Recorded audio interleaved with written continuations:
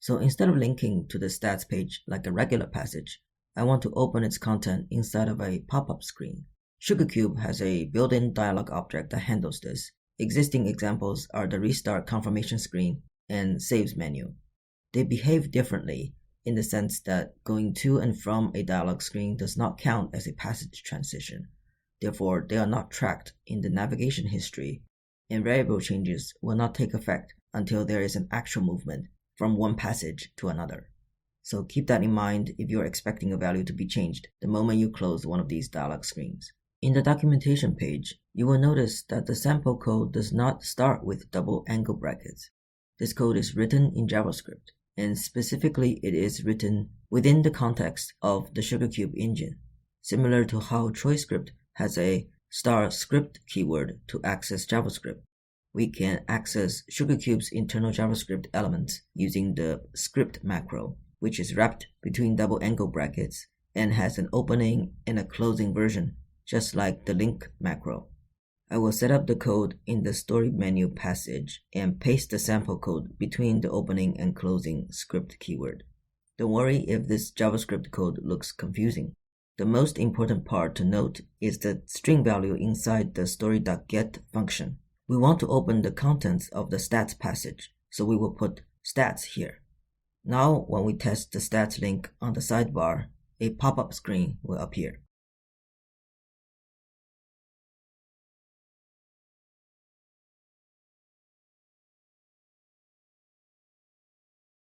There is a user-created SugarCube macro that can simplify this code. Search for Twine SugarCube custom macros on the web and look for custom macros TwineLab or the name Chapel. The TwineLab page is their documentation, while the GitHub page hosts the JavaScript code that you can copy and paste into your project. On the TwineLab page, click on the Dialog API macro set link and keep that page open for later reference. At the upper right of that page, click on the cat-shaped symbol, which will take you to their GitHub page. Click into the scripts folder, then click on dialog.api-macro-set.js.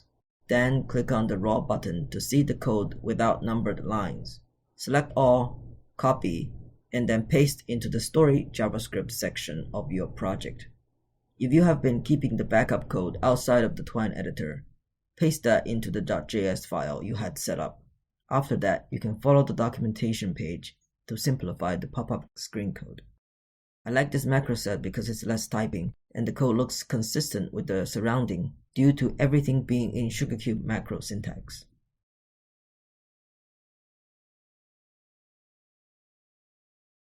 And since we're on Chapel's TwineLab site, check out the rest of his custom macros. Try the demo page and see which ones you might want to use in your project. UI macros are another set of simplified code to manipulate the default interface element. You don't need it, but it may save you some typing. The file system macros are useful for when you want to transfer data between two games. I haven't fully implemented in my own project, so I can't talk too much about it just yet. It's something to keep in mind if you're thinking of having sequels to your story. The notify macro reminds me of the achievement notification in ChoiceScript, so I used it to build my own achievement system for my project. Chapel's meter macro set is very fancy because it can change colors and size dynamically. You can use it for your percentage bars or look up progress bar on the web to see how a basic version is done in plain HTML and CSS. This inventory system is not something for a complex role-playing game, but it might be enough for a regular choose-your-own-adventure game.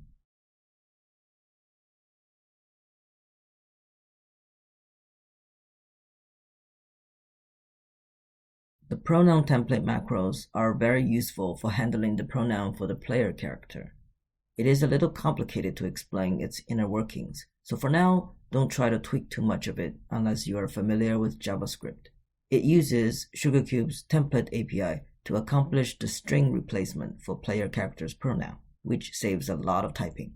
If you don't intend to use the pronoun settings, the bundled verb macro is still helpful to borrow ideas from. I could write my own version that could apply to any character, kind of like multi-replace in ChoiceScript. When you are ready to copy and paste code, go to his GitHub repository site. Copy the JavaScript code to the story JavaScript section. And copy the CSS code to the story style sheet section. Then follow the documentation on how to use the macros in your passages.